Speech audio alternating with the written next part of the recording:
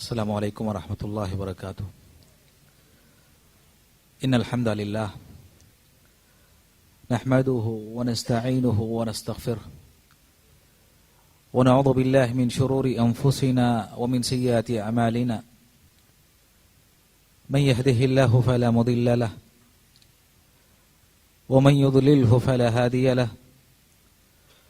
واشهد ان لا اله الا الله وحده لا شريك له وأشهد أن محمدا عبده ورسوله. أما بعد فإن خير الحديث كتاب الله وخير الحدي حدي محمد صلى الله عليه وسلم وشر الأمور محدثاتها وكل محدثة بدعة وكل بدعة ضلالة وكل ضلالة في النار. اعوذ باللہ السمیع العلیم من الشیطان الرجیم من حمزه ونفخه ونفثه. ومن يطع الله ورسوله ويخشى الله ويتقه فأولئك هم الفائزون. معزز علماء کرام، ذمہ داران مرکز الامام ابن القیم، دینی اور ملی بھائیوں، سب سے پہلے میں رب کریم کا شکر ادا کرتا ہوں کہ اس اللہ تعالی کی توفیق، اسی کے فضل اور اسی کے احسان کے نتیجے میں آج ہم یہاں اکٹھا ہیں، اور یہ جو کانفرنس راہ ہدایت کے نام سے منعقد ہو رہی ہے، جیسا کہ آپ نے سنا اس سے پہلے بھی اس طرح کی کانفرنسیں منعقد ہو چکی ہیں. IRGC کی جو خدمات ہیں، چاہے چنئی شہر کی حد تک ہو یا ریاستی پیمانے پر، وہ مشہور اور معروف ہیں. میں اس موقع پر جو بھی ذمہ دار ہیں، جو بھی اس ادارے میں کام کرنے والے، دینی کام کو آگے بڑھانے والے علماء ہیں، جو بھی متعاونین ہیں، میں ان کے حق میں دعائے خیر کرتا ہوں کہ اللہ تعالی ان کی کوششوں کو قبول فرمائے اور قیامت کے دن ان نیکیوں کو اللہ ان کے میزان حسنات میں شامل فرمائے. آمین. برادران اسلام، مجھے جو موضوع خطاب کے لیے دیا گیا ہے کہ حالات حاضرہ میں ہم مسلمانوں کی کیا ذمہ داریاں ہیں، سب سے پہلے یہ بات جان لینی چاہیے کہ یہ جو دور حاضر کے حالات ہیں، انتہائی مسلمانوں کے لیے نازک ہیں، چاہے ملکی سطح پر ہو یا عالمی پیمانے پر. مسلمان انتہائی سخت مشکل ترین دور سے گزر رہے، اور مسلمانوں پر کئی نواحی سے، کئی جوانب سے مسلسل انہیں پریشان کیا جا رہا ہے، ان پر حملہ ہو رہا ہے، داخلی طور پر بھی اور خارجی طور پر بھی. لیکن فی الحال مسلمانوں کا جو سب سے بڑا مسئلہ ہے، عالمی پیمانے پر سارے کافروں کی کوشش یہ ہے کہ کسی طرح مسلمانوں کو ان کے دین سے، ان کے عقیدے سے، ان کے ایمان سے ہٹا دیا جائے، ان کے دین اور ایمان میں کمزوری پیدا کی جائے. سابقہ ادوار میں مسلمانوں کو کمزور کرنے کے لیے جنگیں ہوا کرتی تھیں، لیکن دور حاضر میں مسلمانوں کو کمزور کرنے کے لیے ان کے عقیدے پر ثابت شدہ مسلمہ عقائد پر حملہ کیا جا رہا ہے، اور اس کے ذریعے کوشش یہ ہو رہی ہے کہ کسی طرح مسلمان اپنے ایمان، اپنے عقیدے اور اسلام میں کمزور ہو جائیں۔ یہ جو حملہ ہے اس کو آپ غزوہ فکری سے تعبیر کرتے ہیں کہ ایک منظم سازش ہے، ایک منظم کوشش ہے جس میں یہودی، عیسائی، بلکہ دنیا کے سارے کافر اکٹھا ہو گئے ہیں، شامل ہو گئے ہیں۔ آپ تصور کیجئے کہ نبی صلی اللہ علیہ وسلم کی شخصیت، آپ صلی اللہ علیہ وسلم کی ذات مبارکہ دنیا کا ہر انسان احترام کرتا تھا، احترام کے ساتھ نام لیتا تھا، اپنے تو اپنے بلکہ بیگانے بھی متاثر تھے، اور سارے آپ کی تعریف کے گن گاتے تھے۔ نبی کریم صلی اللہ علیہ وسلم کی ذات مبارکہ پر حملہ گویا سارے اسلام پر حملہ ہے۔ صحابہ کرام کی تنقیص، صحابہ کرام وہ جماعت ہے، وہ گروہ ہے جن کے توسط سے اسلام ہم تک پہنچا ہے۔ اگر کسی صحابی پر کیچڑ اچھالا جائے تو اس کا مطلب یہ ہوا کہ اسلام بدنام ہو جائے، اسلام میں شک اور شبہ پیدا کیا جائے، اور مسلمانوں کی وہ کتابیں جو ہر مسلمان کے پاس مسلمہ ثابت شدہ حقیقت رکھتی ہیں، ہر مسلمان جن کو مانتا ہے، تسلیم کرتا ہے، ان کتابوں میں شک پیدا کرنا، اور اس پر مستزاد مسلمانوں کے اپنے داخلی مسائل، ملکی سطح پر آپ دیکھ لیں بلکہ عالمی سطح پر شرک، الہاد، بے دینی، کفر، بدعت، نفاق اتنی تیزی کے ساتھ یہ ساری چیزیں پھیل رہی ہیں اور مسلمانوں میں عام ہو رہی ہیں، جڑ پکڑ رہی ہے کہ اس کا تصور نہیں کر سکتے۔ نازک ترین حالات ہیں مسلمانوں کے، اور یہ بھی مسلمانوں کو یاد رکھنا چاہیے کہ نبی صلی اللہ علیہ وسلم کے زمانے سے جتنا مسلمان دور ہوگا اتنا ہی ہدایت سے دور ہوگا، اور گمراہی سے، فتنوں سے اتنا ہی وہ قریب ہوگا۔ عبداللہ بن مسعود رضی اللہ تعالیٰ کہا کرتے تھے کہ ہر آنے والا دن گزرے ہوئے دن کے مقابلے میں بدتر ہوگا، برائی سے قریب کرنے والا، فتنوں میں مسلمانوں کو واقع کرنے والا ہوگا۔ تو ہر دن کے ساتھ نئے فتنے، نئے رسم و رواج، نئی چیزیں مسلمانوں میں آئیں گی۔ تو ان حالات میں ایک مسلمان کی ذمہ داری کیا بنتی ہے؟ ایک مسلمان کو کیا کرنا چاہیے؟ بہت سے نوجوان ہیں، جذبات میں آ جاتے ہیں اور بسا اوقات ایسے قدم اٹھاتے ہیں جس کی وجہ سے نہ صرف اسلام بدنام ہوتا ہے بلکہ اس اقدام کی وجہ سے بسا اوقات مسلمانوں پر حرف آتا ہے۔ مسلمانوں کو ان حالات میں اگر کوئی کام کرنا ہے تو سب سے پہلا کام، سب سے اہم کام کہ مسلمانوں کو علم سے جوڑا جائے، علم سے قریب کیا جائے،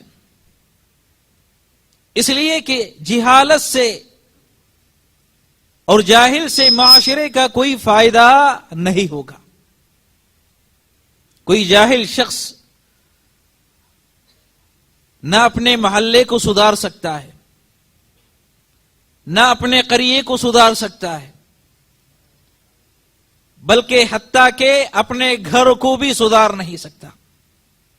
کسی جاہل سے کوئی خیر کی توقع نہیں ہو سکتی. علم سے جتنا زیادہ انسان قریب ہوگا، مسلمان قریب ہوگا، اتنا ہی وہ فتنوں کا علاج کر سکتا ہے، فتنوں سے نمٹ سکتا ہے، اور خاص طور سے کتاب و سنت کا علم. یہ نہ سمجھیں کہ یہ فتنے نئے ہیں. ابو بکر صدیق رضی اللہ تعالی عنہ کے دور میں فتنے واقع ہوئے. ارتداد کا فتنہ تھا. نبی صلی اللہ علیہ وسلم دنیا سے رخصت ہوئے تو ارتداد کا فتنہ آیا، مانعین زکوٰۃ کا فتنہ آیا. ابو بکر صدیق رضی اللہ تعالی عنہ نے اپنے علم کے ذریعے اس فتنے کا دفاع کیا. صحابہ اس کا اعتراف کرتے تھے کہ ہم میں سب سے زیادہ جاننے والے، سب سے زیادہ علم رکھنے والی اگر کوئی شخصیت ہے تو ابو بکر صدیق رضی اللہ تعالی عنہ کی شخصیت ہے.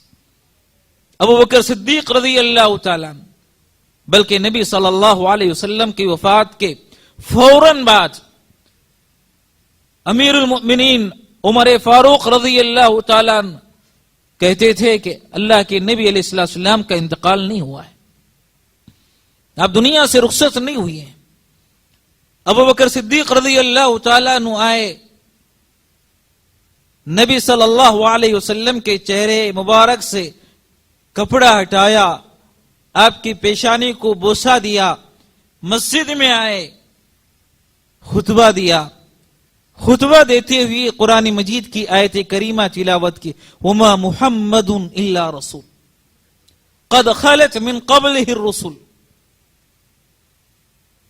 افإن مات او قتل انقلبتم على اعقابكم. قرآن مجید کی آیت کریمہ صحابہ نے سنی، انہیں ایسے محسوس ہوا کہ گویا یہ پہلی مرتبہ آیت سن رہے، ابھی ابھی یہ آیت کریمہ نازل ہوئی ہے. جس صحابی کو دیکھیں قرآن مجید کی یہی آیت کریمہ ابو بکر صدیق رضی اللہ تعالی عنہ کے تلاوت کرنے کے بعد اسی آیت کریمہ کو دہرا رہا ہے، اسی کو پڑھ رہا ہے. عمر فاروق رضی اللہ تعالی عنہ جیسے ہی اس آیت کریمہ کو سنتے ہیں وہیں بیٹھ جاتے ہیں اور کہتے ہیں کہ میرے پیر مجھے کھڑا نہیں کر سکتے، پیروں میں طاقت نہیں، بیٹھ جاتے. اور جو فتنہ تھا وہ ختم ہو گیا. فتنہ کیسے ختم ہوا؟ علم کی وجہ سے. قرآن مجید کی آیت کریمہ پڑھی گئی، تلاوت کی گئی تو فتنہ فروغ ہوا. آج بھی جتنے فتنے جنم دیتے ہیں آپ دیکھ لیں کہ اس کا مصدر، اس کا ماوا جہالت ہے.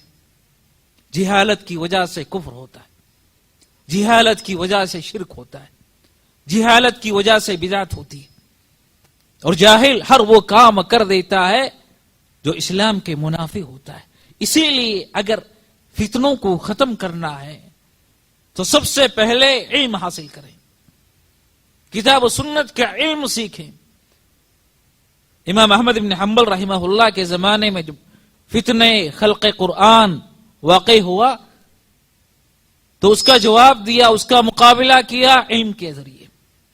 شیخ الاسلام ابن تیمیہ رحمہ اللہ کے زمانے میں فلسفہ اور یونان کا فتنہ اٹھا اور ان کتابوں کا ترجمہ کیا گیا عربی زبان میں، اس کی وجہ سے لوگ گمراہ ہوتے گئے تو اس کا مقابلہ کیا علم کے ذریعے.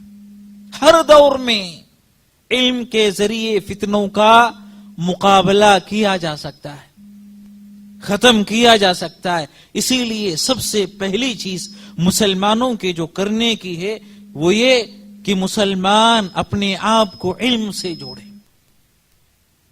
کتاب و سنت کے علم سے. اور کوئی ضروری نہیں کہ سارے لوگ عالم بن جائیں، سارے لوگ مدارس کے فارغ التحصیل ہوں، نہیں.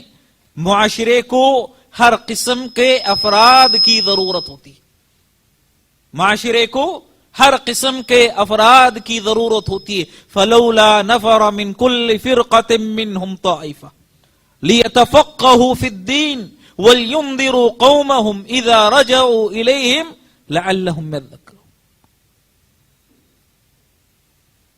ایک جماعت ہونی چاہیے, ایک گروہ ہونا چاہیے جو علم سیکھے, عالم بنے, اور معاشرے کو دوسرے افراد کی بھی حاجت ہے, ضرورت ہے. علاج کرنے کے لیے ڈاکٹر کی ضرورت پڑتی ہے, تعمیر کے لیے انجینئر کی ضرورت پڑتی ہے, بچوں کو سدھارنے کے لیے, پڑھانے کے لیے اساتذہ کی ضرورت پڑتی ہے.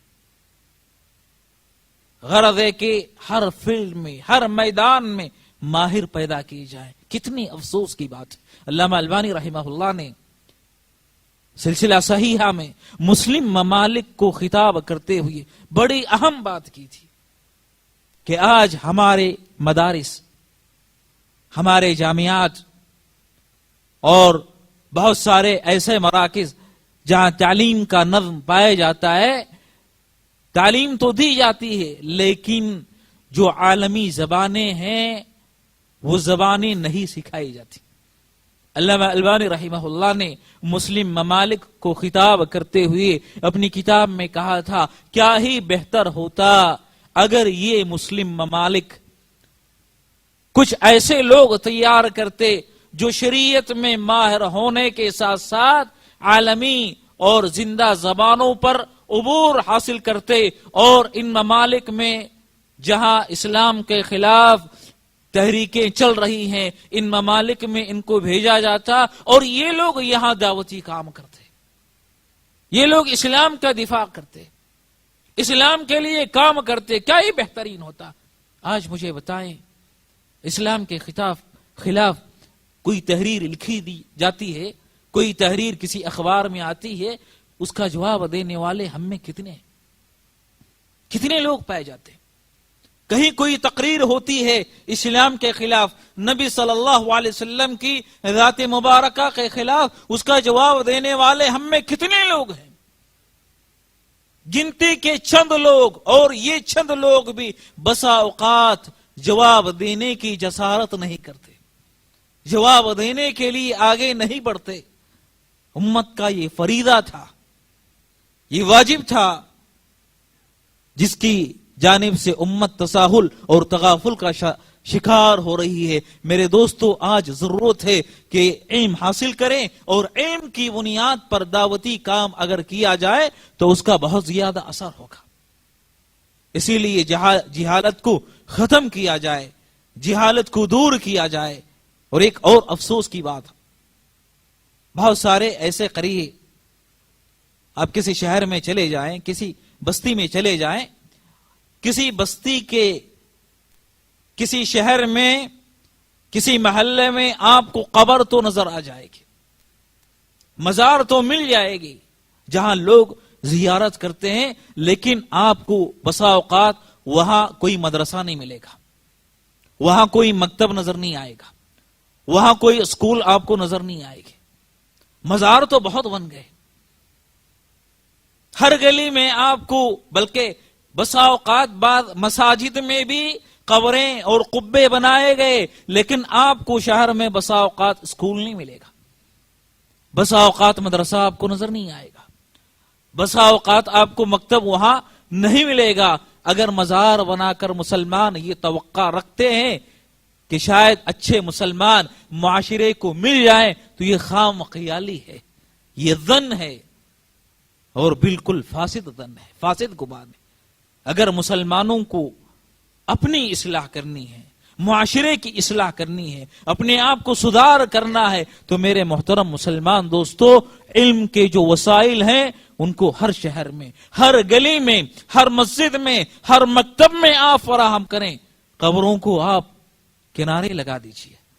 مرنے کے بعد یہ پیسہ, یہ روپیہ جو قبروں پر صرف کیا جاتا ہے, مردوں کے کوئی کام آنے والا نہیں ہے. مسلمانوں کی فکر بڑی عجیب ہے, مسلمانوں کی سوچ بڑی عجیب ہے کہ جب تک مسلمان بچہ زندہ تھا اس کی تعلیم کی فکر نہیں کی, جوان ہوا بے روزگار تھا اس کو روزگار فراہم کرنے کی فکر نہیں کی, بوڑھا ہو گیا بیمار ہو گیا اس کو علاج کرنے کی فکر نہیں کی، جب تک زندہ تھا اس کی طرف توجہ نہیں دی، لیکن جیسے ہی مر جاتا ہے، مرنے کے بعد روپیہ صرف ہوتا ہے پھولوں کی خریداری پر، مرنے کے بعد چادر خریدنے کے لیے روپیہ پیسہ صرف کیا جاتا ہے، مرنے کے بعد اس کی قبر کو پختہ بنانے کے لیے روپیہ پیسہ صرف کیا جاتا ہے، مرنے کے بعد اس کو ٹھنڈک کے نام پر بعض اقسام کے کھانے کھلائے جاتے ہیں، مرنے کے بعد خیال آیا جب تک بچہ تھا تعلیم کی فکر نہیں ہوئی، جوان تھا اس کی طرف توجہ نہیں دی، اس کے روزگار پر نہیں لگایا، بوڑھا تھا بیمار کا علاج نہیں کیا، خیال آیا تو کب؟ مرنے کے بعد۔ کتنی بڑی افسوس کی بات ہے، پیسوں کی ضرورت زندوں کو ہوتی ہے، زندہ قوموں کو ہوتی ہے، زندہ انسانوں کو ہوتی ہے۔ ابو بکر صدیق رضی اللہ تعالیٰ انتقال ہونے لگا، انتقال کے وقت ابو بکر صدیق رضی اللہ تعالیٰ عنہ نے صحابہ سے کہا کہ جب میں مر جاؤں میرے جسم پر جو لباس ہے، جو کپڑا ہے، اسی لباس کو، اسی کپڑے کو میرے لیے بطور کفن کے استعمال کر لینا، اسی کپڑے کو استعمال کر لینا۔ صحابہ نے کہا کہ کیوں نہ ہم آپ کے لیے نیا کفن خرید لیں، نئے کفن کا انتظام کر دیں۔ ابو بکر صدیق رضی اللہ تعالیٰ عنہ نے اس وقت ایک اہم بات کہی تھی، کہا کہ نئے کپڑوں کے زیادہ ضرورت مند زندہ لوگ ہیں، زندہ انسان ہیں، ان کو زیادہ حاجت ہے، ان کو زیادہ ضرورت ہے۔ آپ سوچئے کہ یہ سوچ کیسی ہے؟ اگر انسان کا عمل اچھا ہو، انسان نیک ہو، تو بوسیدہ کفن جنت کی نعمتوں سے اس کو محروم نہیں کر سکتا۔ اگر اعمال برے ہوں، چاہے نیا کپڑا پہن کر انسان قبر میں کیوں نہ چلا جائے، برے عمل کے ساتھ نیا کفن انسان کو جہنم کی آگ سے نہیں بچا سکتا۔ میرے محترم مسلمان دوستو، ضرورت اس بات کی ہے کہ علم کے لیے سنجیدگی کے ساتھ محلے سے لے کر شہروں تک، مساجد سے لے کر مکاتب تک، ہر جگہ ایک تحریک چلائی جائے، اور ہر مسلمان اپنے طور پر اس کی جو ذمہ داری بنتی ہے اور جو حصہ وہ علم کے لیے ڈال سکتا ہے وہ حصہ معاشرے کو فراہم کرے۔ اسی سے مسلمانوں کی ترقی ممکن ہے، اسی سے فتنے ختم ہو سکتے ہیں، اور یہ سب سے اہم ذمہ داری ہے جس کے لیے نبی کریم صلی اللہ علیہ وسلم نے فرمایا طلب العلم فریضۃ علی کل مسلم، ہر مسلمان پر علم کا سیکھنا فرض ہے، واجب ہے۔ فرض کا کیا مطلب ہے؟ اگر نہ سیکھے تو گنہگار ہے، علم حاصل نہ کرے تو گنہگار ہے۔ علم کا سیکھنا ہر مسلمان پر واجب اور ضروری ہے، یہ پہلا کام ہے۔ مسلمانوں کے کرنے کا دوسرا جو کام ہے وہ دعوت اللہ، کہ لوگوں کو اللہ کی طرف بلائیں۔ اللہ تعالیٰ علم سے نوازتا ہے، کتاب و سنت کی کچھ باتیں لوگ سیکھ لیتے ہیں، جان لیتے ہیں، تو اس کے بعد اس کو چاہیے کہ ان باتوں کی طرف ایسے لوگوں کو بلائے جو جاہل ہیں، جو نہیں جانتے ہیں۔ دعوت اللہ کا کام سب سے اہم کام ہے، یہ انبیاء کا مشن ہے۔ سارے انبیاء دعوت و تبلیغ کا کام کرتے رہے، دین کی طرف لوگوں کو بلاتے رہے۔ جو بھی شرک ہوتا ہے، جو بھی کفر ہوتا ہے، جو بھی فتنے واقع ہوتے ہیں، کیوں؟ لا علمی کی وجہ سے، نہ جاننے کی وجہ سے۔ آج ہمارا کام یہ رہ گیا ہے کہ ہم حکم تو بہت جلد لگاتے ہیں، کسی مسلمان کو کوئی غلط کام کرتے دیکھ لیں، ہم نے حکم لگا دیا یہ کافر ہے، ہم نے حکم جوڑ دیا یہ فاسق ہے، یہ منافق ہے۔ ہم حکم لگانے میں جلد بازی سے کام لیتے ہیں، لیکن کبھی ہم نے یہ نہیں سوچا کہ بیچارہ یہ جو مسلمان غلط کام کر رہا ہے بسا اوقات سنت سمجھ کر بدعت کرتا ہے، توحید سمجھ کر شرک کر لیتا ہے۔ کذالک کنتم من قبل، ہر مسلمان سوچے کہ اس کے باپ دادا بھی تو مشرک تھے، جہالت کی وجہ سے شرک کرتے، جہالت کی وجہ سے بدعت کرتے، جہالت کی وجہ سے غلط کام کرتے۔ صحیح اگر راستہ اس نے اختیار کیا ہے، راہ ہدایت اگر اس نے چنی ہے، کیوں معلوم ہونے کے بعد کہ یہ غلط ہے، یہ شرک ہے، یہ بدعت ہے، یہ معصیت کا کام ہے، گمراہی کا کام ہے، معلوم ہونے کے بعد اس نے ترک کر دیا، چھوڑ دیا۔ یہ جتنے رسم و رواج آج معاشرے میں ہوتے ہیں جہالت کی وجہ سے، نادانی کی وجہ سے، علم میں کوئی کام کر لیا۔ ہمارا فریضہ یہ ہے کہ ہم جانتے ہیں، پہچانتے ہیں، صحیح علم رکھتے ہیں تو لوگوں کو صحیح چیز کی طرف، کتاب و سنت کی طرف لوگوں کو بلائیں، دعوت دیں۔ انبیاء نے اس کے لیے کتنی کوششیں کی۔ اگر ہم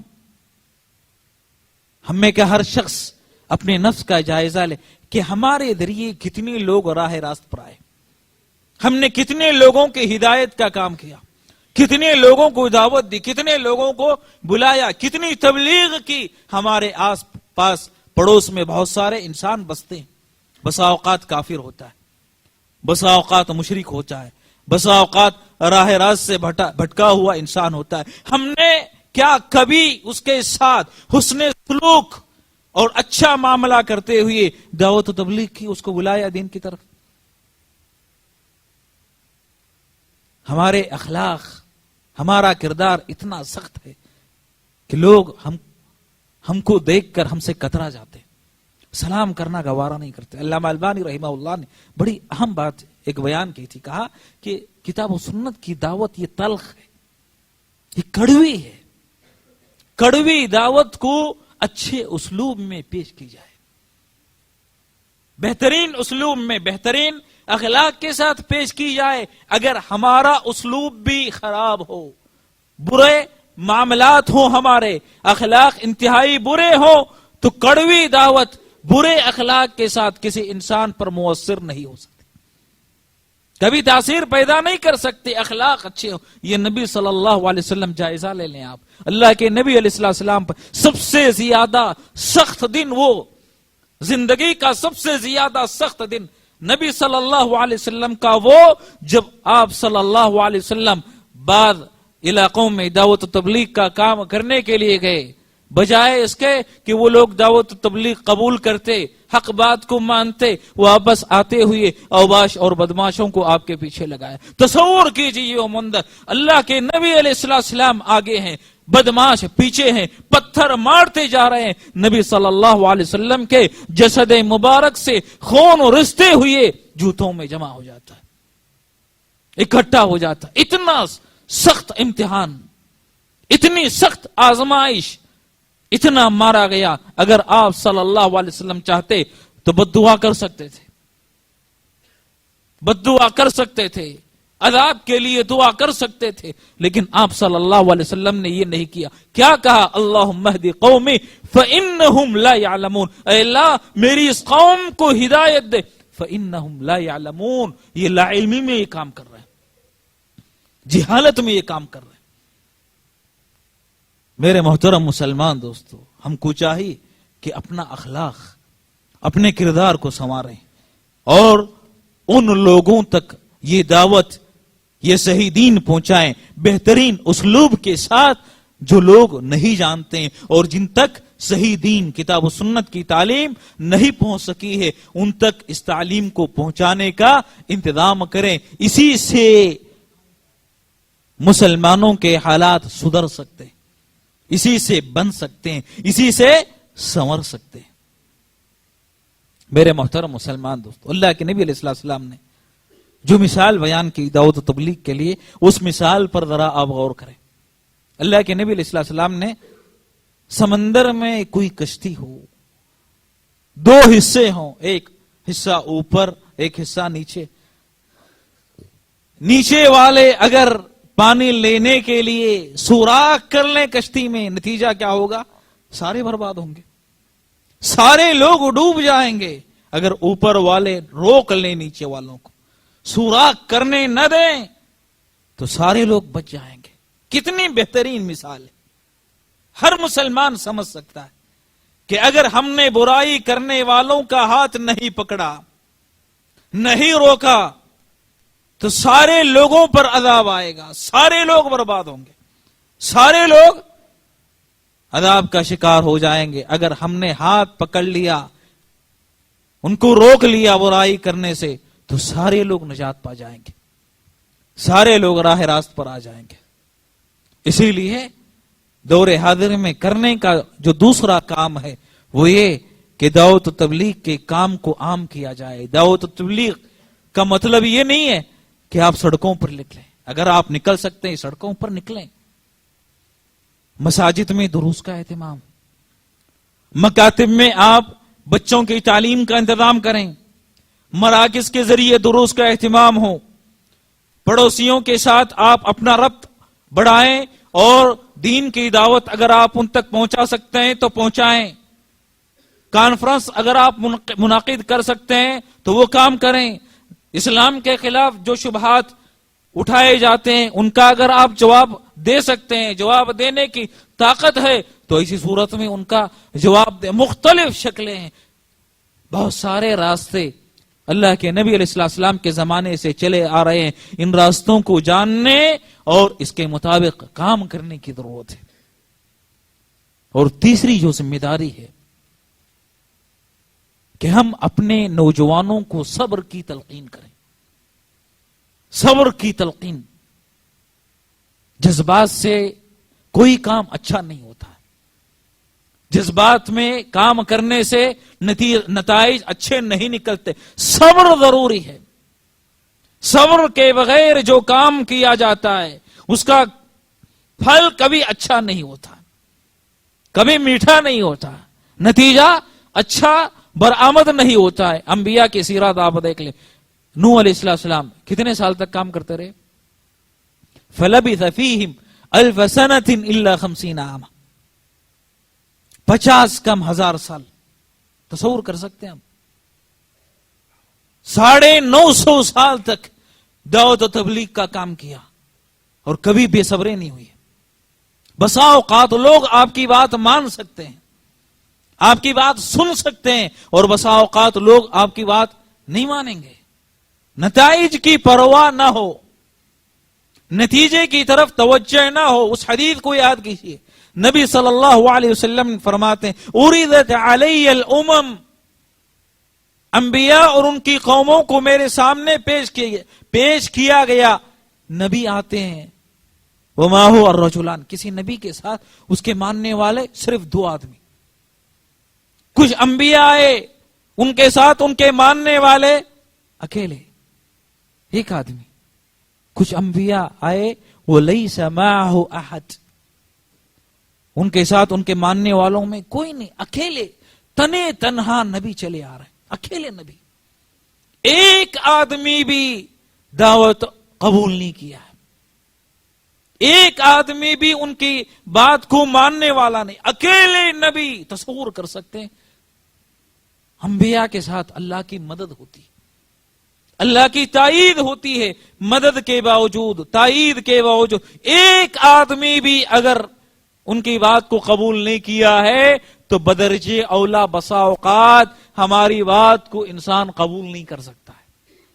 ہو سکتا ہے ہماری بات کوئی نہ سنے، لیکن صبر کا دامن چھوڑ کر ہم دعوت و تبلیغ کے فریضے کو ترک نہ کریں. صبر سے کام لیں. یہ راستہ بہت کٹھن ہے، کٹھن راستہ ہے. یہاں پھول نہیں کانٹے ملیں گے، یہاں تانے ملیں گے، یہاں مار کھانی پڑے گی. ساری چیزوں کے لیے آپ اپنے آپ کو تیار کر لیں. ساری چیزوں کے لیے آپ اپنے آپ کو تیار کر لیں. بسا اوقات بھوکا پیاسا آپ کو رہنا پڑے گا. سابقین نے جو خدمات علماء نے ہندوستان میں انجام دی ہیں اس کی طرف آپ نگاہ دوڑا دیجیے. شاہ اسماعیل، شاہ ولی اللہ، قرآن مجید کا جب ترجمہ انہوں نے کیا سب سے پہلا تو لوگ ان کو قتل کرنے پر تل گئے، جا کے قتل کر دیں. شاہ ولی اللہ محدث دہلوی رحمہ اللہ نے قرآن مجید کا جب ترجمہ کیا لوگوں نے ان کو قتل کرنا چاہا. اتفاق سے دوسرے راستے سے ان کو نکال لیا گیا. اگر دوسرا راستہ نہ ہوتا تو شاید انہیں قتل کر دیا جاتا. بہت ساری بعید مسافتیں طے کرتے، علماء آتے، بیٹھ جاتے، 15 دن 1 مہینہ کسی قریے میں اپنا ڈیرا جما لیتے اور لوگوں کو ہدایت کا کام کرتے. کتنا صبر اٹھایا. یہ وسائل جو آج فراہم ہیں، یہ وسائل نہیں تھے. بسا اوقات پیدا لانا پڑتا، کھانے پینے کے لیے کوئی چیز فراہم نہ ہوتی، بھوک برداشت کرتے، ساری چیزیں برداشت کرتے، صبر کرتے ہوئے انہوں نے یہ کام کیا. اگر ہم جلد بازی سے کام لیں تو یاد رکھیں کوئی کام نہیں کر سکتے. سب سے پہلے صبر کی جو صفت ہے اپنے اندر پیدا کریں. یہ حالات کا تقاضا ہے. میرے محترم مسلمان دوستو، جذبات سے، حماس سے کوئی کام نہیں ہوتا. سنجیدگی کے ساتھ آپ دعوت و تبلیغ کی پلاننگ کریں، خطہ تیار کریں اور صبر کے ساتھ اس پر جم جائیں. اللہ کے نبی علیہ السلام نے فرمایا، اللہ تعالیٰ کو سب سے زیادہ پسندیدہ اگر کوئی کام ہے تو وہ کام جس کو مسلمان ایک مرتبہ شروع کرتا ہے اور ہمیشگی کے ساتھ اس پر برقرار رہتا ہے. کام تھوڑا کیوں نہ ہو، ایک کام آپ نے شروع کیا تو اس ایک کام کو آپ مسلسل کرتے رہے. ایسے نہیں کہ شروع کر دیا، درمیان میں آپ نے اس کو ترک کر دیا، چھوڑ دیا. یہ بات اللہ تعالیٰ کو ناپسند ہے. پسندیدہ بات کیا ہے کہ آپ ایک کام کو شروع کریں اور مسلسل اس کو کرتے رہے، ہمیشہ جاری اور ساری رہے وہ کام، کبھی کسی بھی صورت میں وہ کام بند نہ ہو. یہ اللہ تعالیٰ کو زیادہ محبوب ہے. اور اس کے لیے کیا چاہیے؟ صبر چاہیے. صبر کے بغیر یہ کام نہیں ہو سکتا.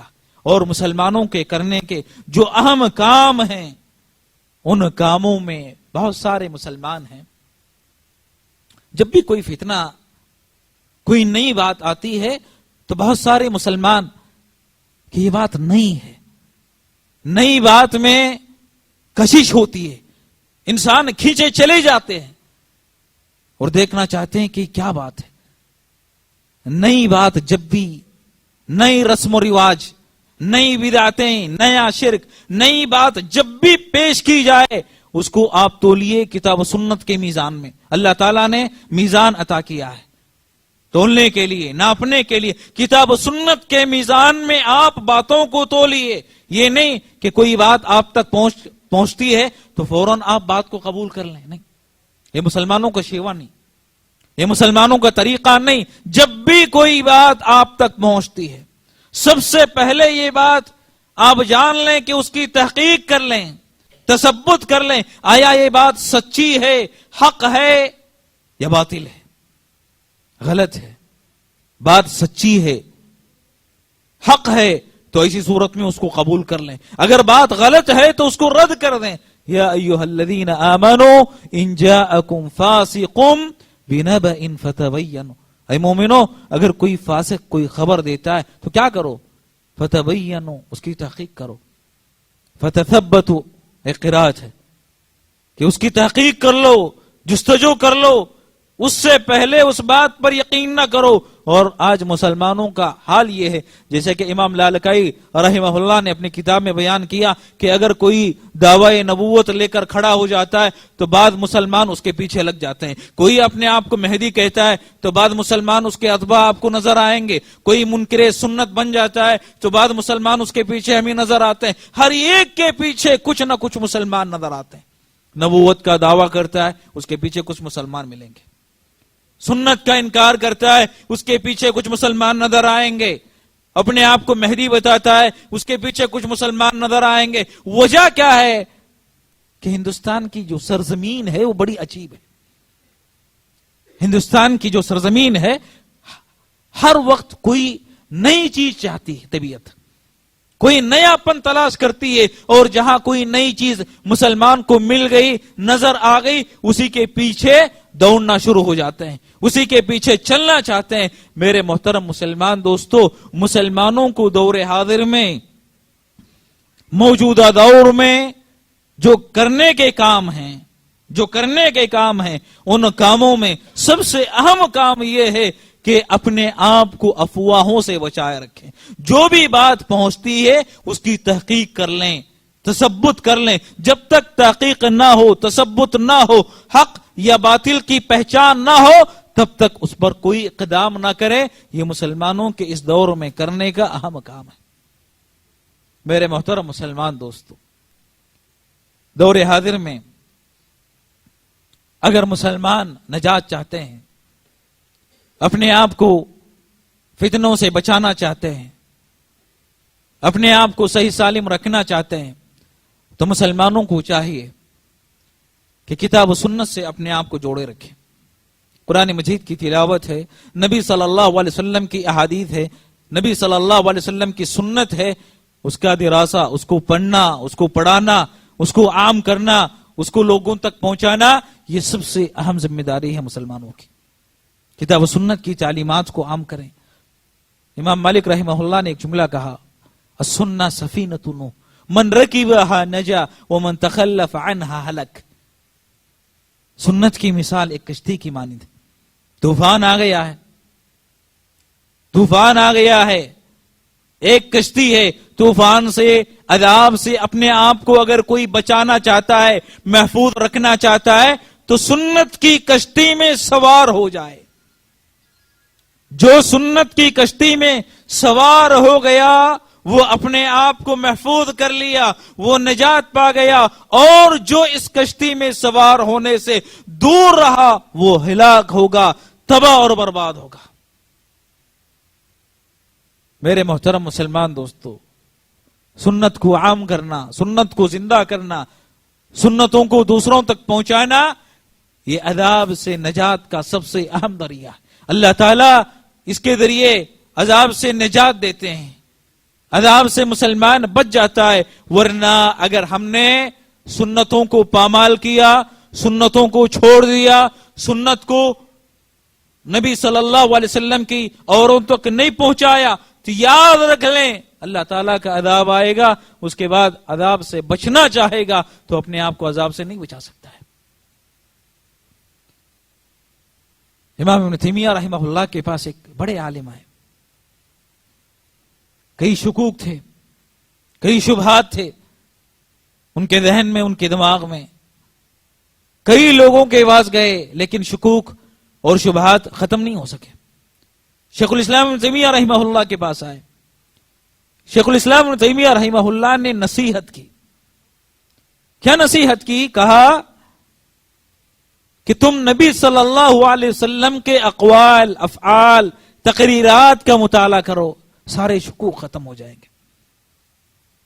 وہ عالم بیان کرتے ہیں، میں نے نصیحت پر عمل کیا، اللہ کے نبی علیہ السلام کی سیرت کا مطالعہ کرنا شروع کیا، آپ کے اقوال، افعال اور تقریرات سے اپنے آپ کو جوڑ لیا۔ نتیجہ یہ ہوا کہ جتنے شکوک تھے، جتنے شبہات تھے، سارے شکوک، سارے شبہات ختم ہو گئے، زائل ہو گئے۔ کس کی وجہ سے؟ سنت کی وجہ سے۔ تو اگر آپ کے ذہن میں کوئی شک ہے، کوئی شبہہ ہے، پنپ رہا ہے، اس کو ختم کرنے کا سب سے بہترین ذریعہ نبی صلی اللہ علیہ وسلم کی سنت کا مطالعہ۔ اور اسی کے ساتھ یہ بات بھی یاد رکھ لیں، سنت کا جہاں آپ مطالعہ کرتے ہیں، سنت کا جہاں اہتمام ہوتا ہے، مغربی جو افکار ہیں، بدعتیوں کی جو کتابیں ہیں، کافروں کے جو کتابیں ہیں، ان کتابوں کے مطالعے سے اپنے آپ کو بچائے رکھیں۔ ان کتابوں سے اپنے آپ کو بچانا بھی نہایت ضروری ہے، ورنہ آپ ادھر سنت پڑھتے جاتے ہیں، ادھر ان کتابوں کا مطالعہ کرتے جاتے ہیں، تو بسا اوقات کوئی شبہہ آپ کے ذہن میں جڑ پکڑ سکتا ہے، اور اسی شبہے کی وجہ سے آپ کی زندگی تباہ ہو سکتی ہے، آپ کی آخرت برباد ہو سکتی ہے۔ ایک مثال بیان کر کے میں اپنی بات ختم کروں گا۔ اس کے لیے آپ جانتے ہیں سعودی عرب میں الحمدللہ بہت سارے علماء پیدا ہوئے۔ ملک عبدالعزیز رحمہ اللہ کے دور میں ایک عالم تھے، نام عبداللہ القسیمی، قسیم کے رہنے والے، شیعہ اور روافض کے رد میں بہت بہترین کتاب لکھی، الصراع بین الوثنیہ والاسلام۔ اور اس کتاب کی اس وقت کے امام حرم نے تعریف کی، اتنی بہترین کتاب، اتنی اچھی کتاب۔ لیکن اتفاق سے یہ مصر گئے۔ مصر میں مغربی علماء کے، کافروں کے جو مضامین اخبارات میں چھپتے تھے، ان کا شوق سے مطالعہ کرتے، شوق سے پڑھتے. مطالعہ جس قدر زیادہ ہوتے گیا، جیسے جیسے وہ افکار پڑھتے گئے، ویسے ویسے ان کی زندگی میں تبدیلی آتی گئی. نتیجہ یہ ہوا، انجام یہ ہوا کہ سنت کی طرف سے دفاع کرنے والا ایک عالم، شیعہ کا روافض کا رد کرنے والا ایک عالم، اخیر میں مغربی علماء کے افکار کو پڑھتے ہوئے، مطالعہ کرتے ہوئے ملحد بن جاتا ہے، اللہ کا انکار کرنے والا بن جاتا ہے، اللہ کے وجود کا انکار کر دیا. ملک عبدالعزیز رحمہ اللہ نے خط لکھا کہ تم ہماری ایک رعایا میں سے ہو اور ہماری ذمہ داری بنتی ہے کہ ہم تمہیں سمجھائیں، صحیح بات واضح کریں. خط لکھا، کہا کہ اپنے افکار کو جو جدید تمہارے پاس آ گئے ہیں ان سے توبہ کر لو، دوبارہ اسلام کی طرف آ جاؤ، قبول کر لو. لیکن اللہ کی توفیق نہیں ہوئی، اسی حال میں ان کا انتقال ہو گیا. اب تصور کریں، اسلام کا دفاع کرنے والا ایک سپاہی، ایک عالم ملحد ہو کر اس دنیا سے رخصت ہوتا ہے، ملحد ہو کر دنیا سے جاتا ہے. محض کیوں؟ مغربی علماء کے مقالات، ان کی کتابیں، ان کے لٹریچر کے پڑھنے کا نتیجہ یہ ہے. تو اگر آپ اپنا ایمان، اپنا عقیدہ، اپنی آخرت محفوظ کرنا چاہتے ہیں، بچانا چاہتے ہیں، تو ایسی صورت میں ہر اس چیز سے اپنے آپ کو دور رکھیں جس کی وجہ سے ایمان میں خلل آ سکتا ہو، جس کی وجہ سے آخرت تباہ ہو سکتی ہو، جس کی وجہ سے شکوک اور شبہات ذہن میں پیدا ہو سکتے ہیں. ان چیزوں سے اگر ہم نے اپنے آپ کو بچا لیا، اپنے بچوں کو دور رکھ لیا، تو یقین جانیے انشاءاللہ کتاب و سنت کی صحیح راہ ہدایت انسان کو نصیب ہوگی، اور یہ راہ ہدایت دنیا میں انسان کو کامیابی کی منزل کی طرف یعنی جنت کی طرف لے جائے گی. اسی بات پر میں اللہ تعالیٰ سے دعا کرتا ہوں کہ اللہ تعالیٰ ہم تمام مسلمانوں کو دور حاضر کے جو تقاضے ہیں ان کو سمجھنے اور ان کے مطابق عمل کرنے اور دعوت و تبلیغ کا کام کرنے کی اللہ تعالیٰ توفیق عطا فرمائے. اور جب تک اللہ تعالیٰ زندہ رکھے، ایمان اور اسلام پر زندہ رکھے، موت دے تو اللہ توحید اور ایمان پر موت عطا فرمائے، حسن خاتمہ نصیب فرمائے، سوء خاتمہ سے اللہ تعالیٰ محفوظ رکھے، جنت میں جگہ دے، جہنم اور قبر کے عذاب سے بچائے.